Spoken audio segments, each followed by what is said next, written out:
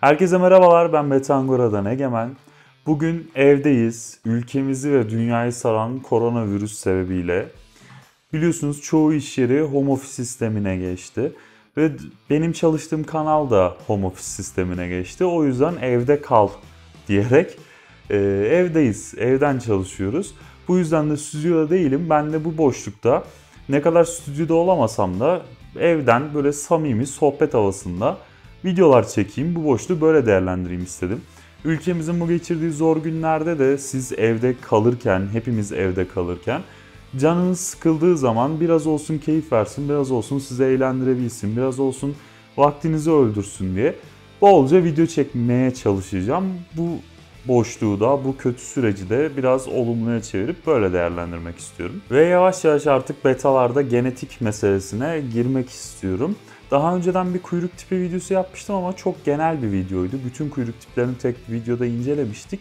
Şimdi bundan sonra ayrı ayrı bütün kuyruk tiplerini ve yapabildiğim bütün renkleri ayrı ayrı değerlendirmek istiyorum. Ayrı ayrı detaylarını vermek istiyorum. Baskın mıdır, değil midir, nereden gelir, neyle üretilirse ne çıkar? Bütün bunları açıklamaya çalışacağım elimden geldiğince. Bugün de en yaygın olan, en çok bilinen renk varyetelerinden biri olan dragonlarla başlamak istiyorum. Dragonlar gerçekten hem bütün dünyada hem de bizim ülkemizde hobiciler arasında oldukça revaçta. Özellikle son yıllarda üretilen bazı alt türleriyle iyice ön plana çıktı. Bütün hobiciler tarafından bilinir ve istenilir hale geldi. Öncelikle dragonlara ne olduğunu anlatmadan önce biraz beta'nın renk katmanlarından bahsetmem gerekiyor. Beta balığının derisinde 4 adet renk katmanı var.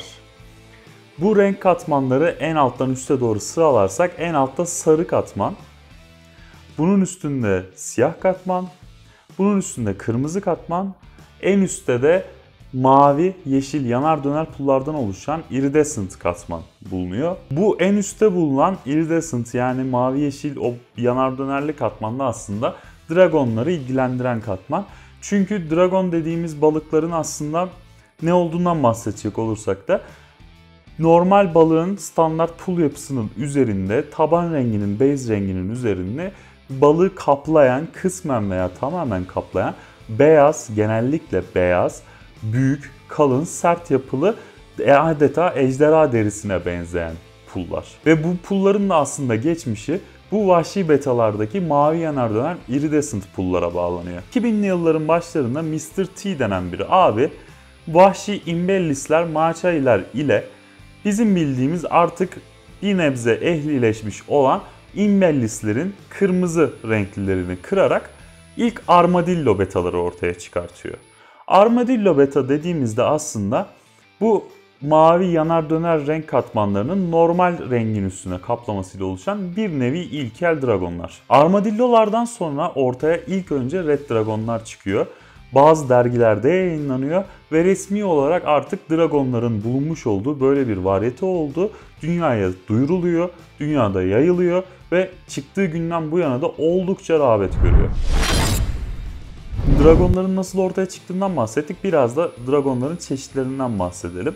En bilinen, en çok tercih edilen özellikle ve en yaygın olan şüphesiz ki Red Dragonlar. Red Dragonların aslında iki çeşidi var.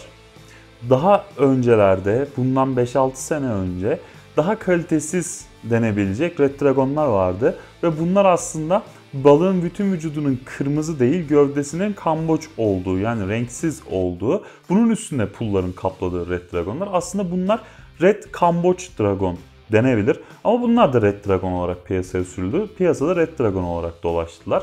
Hala olabilir ama artık daha seçici üretimlerle balığın gövdesinin de kırmızı olduğu, komple balığın böyle ipeksi bir kırmızılıkla kaplanıp onun üstüne dragon pullarıyla kaplandığı Extended Red Dragonlar ortaya çıktı ve bunlar yayıldılar. Red Dragonlardan sonra şüphesiz ki en bilinen, en yaygın olan dragon türlerinden biri de Black Dragonlar.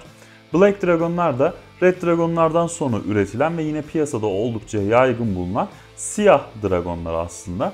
Ve bu siyah dragonlar biraz daha copper altyapılılar. O yüzden pulları biraz daha copper'a benzeyebiliyor çoğunlukla.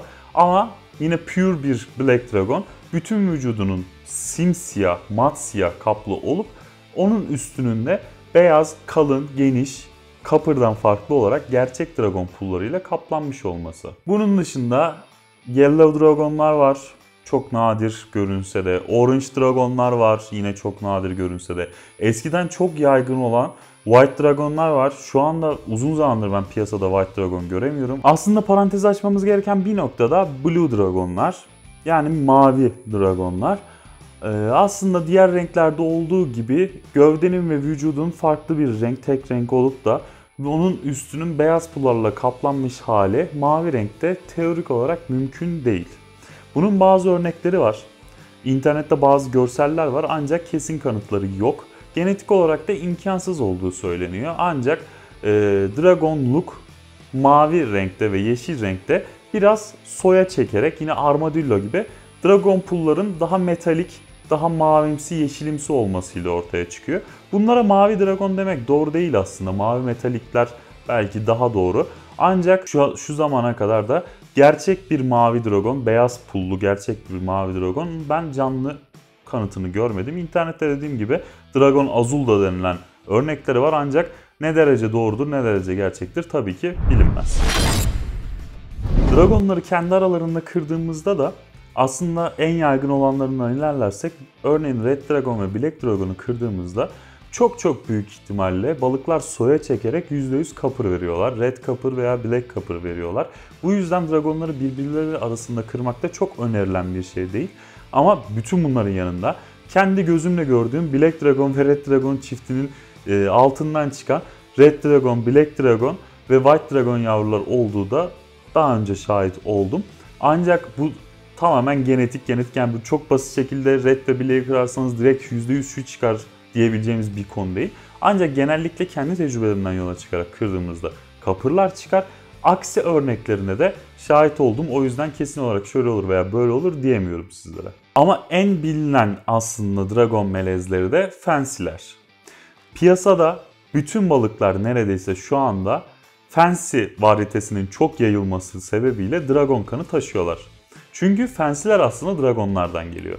Marble betalar ile dragonların çiftleştirilmesiyle vücudu kaplayan o beyaz pullar renklenerek biraz daha böyle ezilerek, ince yapıya gelerek, metalik hale gelerek fancy'leri ortaya çıkartıyor. Aslında yani fancy'ler de renkli dragonlar diyebiliriz. Ancak pure bir dragon beyaz pullu, kalın geniş pullu olması gerektiği için çok bu tanım kullanılmıyor. Ancak dediğim gibi fancy'ler de aslında dragon altyapılı. Ve bir fancy ile dragon'u kırdığımızda yine %100 renkli fancy yavrular alabiliyoruz hiçbir sıkıntı yaşamadan.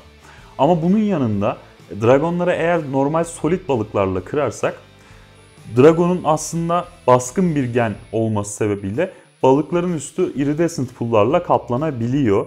Ama %100 beyaz, saf, pure bir dragon elde etmemiz mümkün değil. Bu yüzden de eğer gerçekten dragonlarla çalışmak istiyorsak ve elimizdeki dragon kanını pure, safkan tutmak istiyorsak başka balıklarla kırmamamız gerekiyor, başka varyetelerle. Yine tercihen aslında başka renk dragonlarla bile kırmamamız gerekiyor. Benim fikrim bu yönde. Bunun dışında son zamanlarda üretilen bazı dragon alt türleri var. Ve bu alt türler sayesinde dragon hala daha gün geçtikçe popülaritesine popülarite katarak devam ediyor. Mesela bunlardan en bilineni samuraylar. Bundan yaklaşık 2-3 sene önce üretildi, piyasaya çıktı samuraylar. Samuraylık durumu o vücudu kaplayan beyaz renkli dragon pulların eksiklik hali aslında. İlk çıktıklarında çok dengesiz ve parça parça az miktarda olan bu eksiklikler giderek seçici üretimle arttırılarak simetrik hale geldi. Çeşitli desenler ortaya çıktı ve samuraylar şu anda en popüler varyetelerden biri. Yine alt türlerimizden biri Galaxy ancak bu Galaxy'lerin Galaxy koiler ile karıştırılmaması gerekiyor. Aslında mantık yine aynı. Galaxy koilerin üstünü kaplayan o Galaxy özelliğini veren tek pullar da aslında Dragon'dan geliyor. Ancak bizim Dragon'larda kullandığımız Galaxy ile bu farklı. Çünkü Dragon'lardaki o saf beyaz kalın pullardan oluşması gerekiyor. Balığın üstündeki pullar o kadar seyreliyor, o kadar azalıyor ki tek tek sanki simsiyah bir gökyüzünde parlayan ufak ufak beyaz beyaz yıldızlara dönüşüyor. Böyle bir görüntü veriyor. Galaxy ismi de buradan geliyor. Bunun dışında eskiden samuraylar ve galaksiler ortaya çıkmadan önce full mask dragonlar daha kaliteliydi, daha önemliydi insanlar için. Full mask olayı da aslında bu samuraylardaki eksikliğin tam tersi şekilde dragon pullarının balığın vücudunun, kafasının üstünün, yanaklarının ve yanağının altının, gıdısının komple dragon pullarla kaplanıp bir maske haline gelmesiyle ortaya çıkıyor. Dediğim gibi eskiden bunlar daha değerliydi hobicilerin nezdinde. Ancak eksik pullu betalar ortaya çıktıktan sonra full maskların da pabucu bir nevi dama atıldı. Aynı şekilde dragon balıklara özelliğini veren iridescent pullarını bazı hastalıklara da yol açıyor. Bunlardan en bilineni de alien eye denen bir hastalık. Alien eye aslında balığı kaplayan bu iridescent pulların o kadar fazla olması sebebiyle balığın gözünün üstünde kaplayıp ona da renk vermesiyle ortaya çıkıyor. Değişik bir uzaylı gözü görünümü ortaya çıkıyor balıkta, ancak bu zaman zaman ileriki yaşlarda özellikle görme problemlerine yol açtığı da söyleniyor. Bu yüzden de bir hastalık olarak nitelendiriliyor. Bütün bunların yanında dragonlar gerçekten senelerdir benim de en çok sevdiğim ve hobiciler arasında en yaygın olan varyetelerden biri. Ve çok uzun sürelerde böyle kalmaya devam edecek gibi duruyor. Çünkü her geçen gün yeni bir desen, yeni bir varyete ortaya çıkıyor dragonların altından. Ve bu süreç böyle devam ederse biz de daha yıllar boyunca dragonları konuşmaya devam edeceğiz gibi görünüyor. Siz de dragon betalarla ilgili görüşlerinizi videonun altına yorum olarak yazabilirsiniz. Veya bunun haricinde yazmak istediğiniz, bize ulaştırmak istediğiniz her şeyi yine yorum olarak videonun altına yazabilirsiniz. Videoyu beğenip paylaşırsanız bize destek olmuş olursunuz ve bizi çok mutlu edersiniz. Genetik bölümümüz bugünlük bu kadar. Dragonlarla başladık. Umarım size faydalı olabilecek, dragon üretmek, dragon yetiştirmek isteyen insanlara faydalı olabilecek birkaç kelam edebilmişimdir. Tekrar söylüyorum, ülkemizin geçirdiği zor günlerde evde kalmamız çok önemli. Bu hastalığın yayılıp daha fazla insana, ülkeyi çok büyük maddi zararlara sokmaması açısından hepimizin evde kalması çok önemli. Evde kalalım, balıklarımızla ilgilenelim, videolar izleyelim, makaleler okuyup kendimizi geliştirmeye çalışalım. Bu süreci olabildiğince olumluya yorup iyi şekilde değerlendirmeye çalışalım. Betangora'dan bugünlük de bu kadardı. Şimdilik kendinize çok çok iyi bakın ve burada ufak bir değişiklik yapıyorum. Evde kalın.